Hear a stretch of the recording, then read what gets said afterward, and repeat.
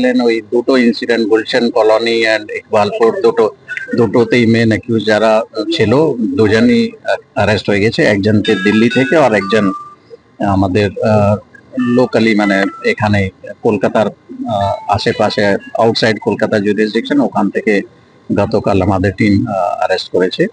And গতকাল চারু মার্কেটে একটা ইনসিডেন্ট হলো, সেটা তদন্ত হচ্ছে। আমরা আশা করছি অনেক লিডস আছে আমাদের কাছে, তো ওটা ডিটেকশন হবে। আজকে একটা ইনসিডেন্ট যেটা পোর্টে হয়েছে, যেটা আপনারা আর্মস রিলেটেড যেটা বলছেন আমাদের এর উপর নিশ্চয়ই মানে এটা একটা চিন্তার কারণ আছে। আর এর উপর আগে অনেক কাজ করা হয়েছে আমাদের বিভিন্ন বিং থেকে, এসটিএফ এন্ড আমাদের ডিটেকটিভ ডিপার্টমেন্ট থেকে।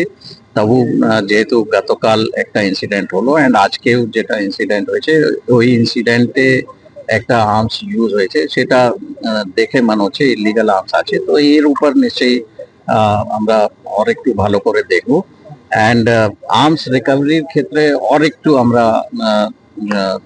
আমরা এমফেসাইজ দেবো যাতে এরকম ঘটনা না হয়। অ্যান্ড বিভিন্ন জায়গায় আমাদের স্টেটের বাইরে ম্যানুফ্যাকচারিং ইউনিট থেকে যারা আর্মস সাপ্লাই এর সঙ্গে যুক্ত আছে, আমাদের কলকাতা পুলিশের তরফ থেকে অনেক জায়গায় বিহার, ঝাড়খণ্ড, উড়িষ্যা এইসব জায়গায় অনেক জয়েন্ট রেড হয়, অনেক রিকভারি হয়েছে। এই বছর অনেক বেশি রিকভারি হয়েছে।